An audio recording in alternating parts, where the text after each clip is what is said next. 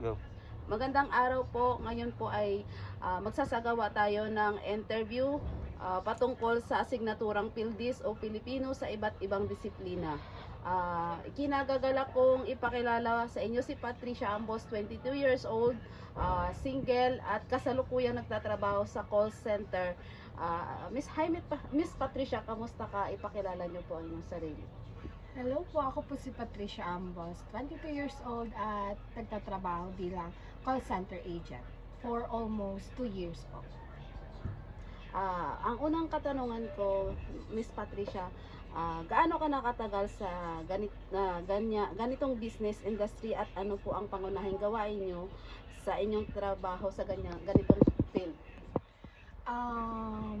Bali, 2 taon na ako nagtatrabaho as call center agent and mostly ang mga ginagawa namin doon is sa ganitong field ay kumakausap kami ng iba't ibang customer na taga-ibang bansa para tulungan sila sa mga concern nila.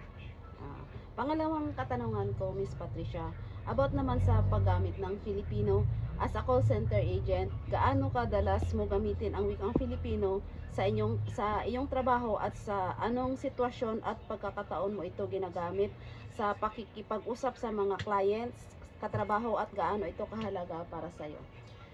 So, sa aking trabaho, mas madalas po talagang ginagamit yung English dahil karamihan ng mga kliyente or customer namin ay taga-ibang bansa.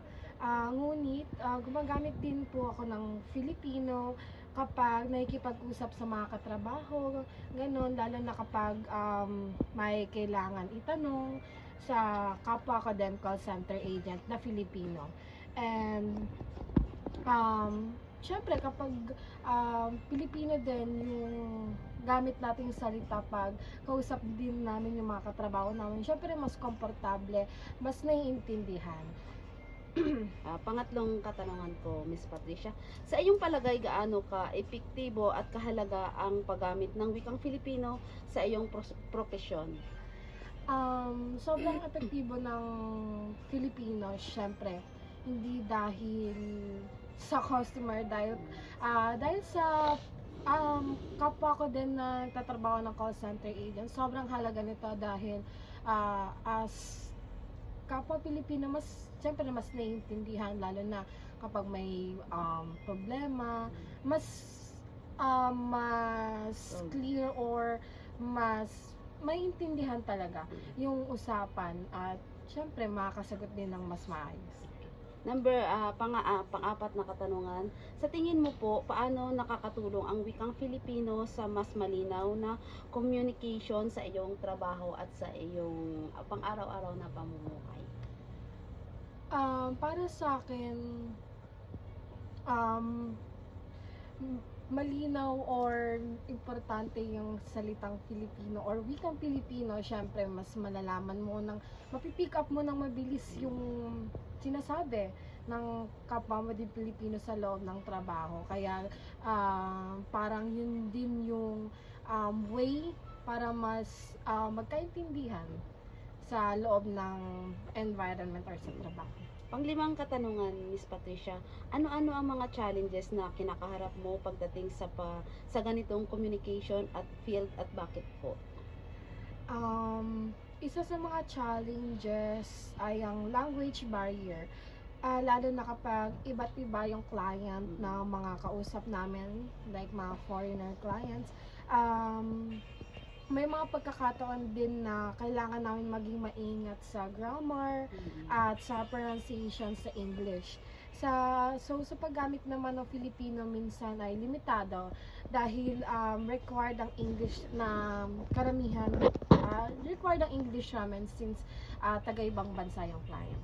Last na lang na tanong, Miss Patricia, sa inyong pong palagay, dapat bang mas gamitin ang wikang Filipino sa inyong trabaho at bakit po?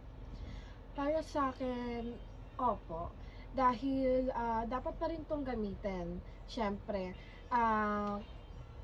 syempre, dapat pag nagsasalita or gumagamit tayo ng Filipino, dapat related pa rin sa sitwasyon, ganon. Tapos, mahalaga ang Filipino sa pakikipag-ugnayan sa kapwa Filipino dahil mas nagiging komportable o malinaw yung usapan, lalo na sa mga katrabaho ko na Filipino din. And, minsan kailangan pa rin ng balance since yun nga mostly English talaga yung ginagamit sa environment namin sa trabaho. Okay, Miss Patricia, maraming salamat at pinagbigyan mo at pinaunlakan mo ang aking interview sa araw na ito. Thank you very much at yun lamang po.